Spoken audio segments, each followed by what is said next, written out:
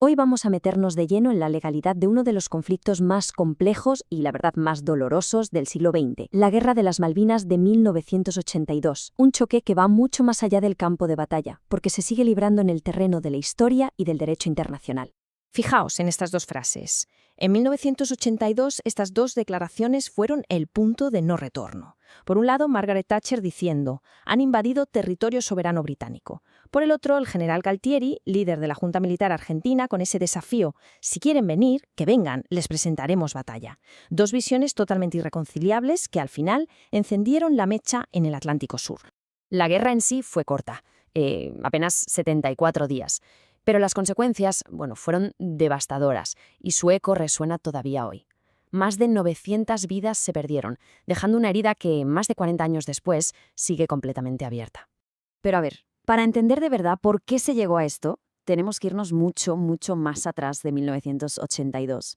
Porque la clave aquí no está tanto en los cañones, sino en los argumentos legales, en las reclamaciones que enfrentaron a estas dos naciones durante más de un siglo. Y es que toda la reclamación argentina, el corazón, el núcleo de su argumento, gira en torno a un único evento que ocurrió en el siglo XIX, un momento que lo cambió absolutamente todo, el incidente de 1833. Si le echamos un ojo a la cronología, vemos que tras siglos de avistamientos y algún que otro asentamiento europeo, Argentina, al independizarse de España, considera que, lógicamente, hereda la soberanía sobre las islas. Y no solo lo considera, es que llega a establecer allí una comandancia política y militar. Pero todo se tuerce en 1833.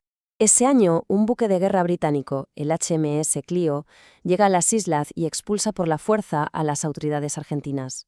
Para Argentina, ese momento es, digamos, el pecado original. Lo consideran un acto de fuerza, una usurpación, una ocupación ilegal que invalida de raíz cualquier reclamación británica que viniera después.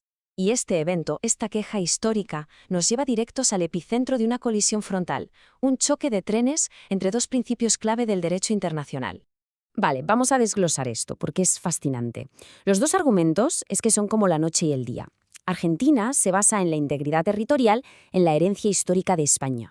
Y el Reino Unido, por su parte, se apoya en casi 2 siglos de administración continua y, sobre todo, en un principio moderno muy potente, la autodeterminación de los isleños.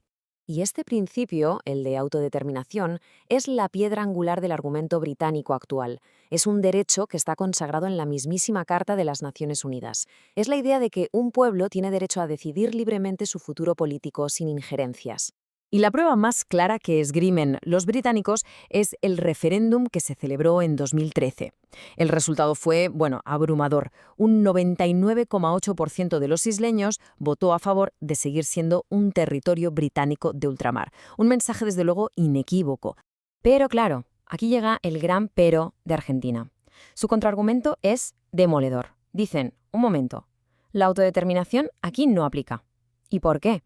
Porque sostienen que los habitantes actuales no son un pueblo en el sentido originario, sino una población implantada por la propia potencia colonial justo después de expulsar por la fuerza a los argentinos en 1833. Todo esto nos lleva a la pregunta del millón. Si la disputa llevaba casi 150 años ahí latente, ¿qué demonios pasó para que todo estallara en una guerra total precisamente en 1982? Pues, curiosamente, la chispa no fue tanto legal como política.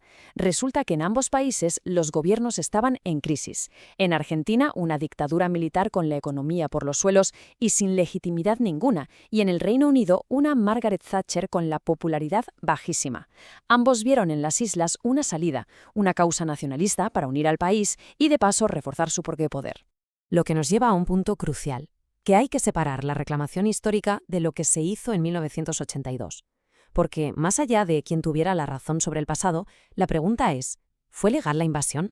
A ver, desde el punto de vista del derecho internacional, la Carta de las Naciones Unidas es cristalina, prohíbe el uso de la fuerza para resolver disputas, y aunque Argentina lo embarcó como una recuperación de su propio territorio, la comunidad internacional no lo vio así, ni mucho menos. El Consejo de Seguridad de la ONU reaccionó al momento con la Resolución 502, condenando la invasión y exigiendo la retirada inmediata de las tropas.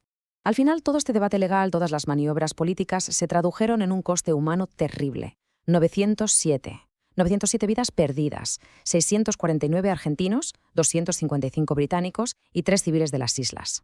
Un número que, la verdad, pone en perspectiva la magnitud de la tragedia.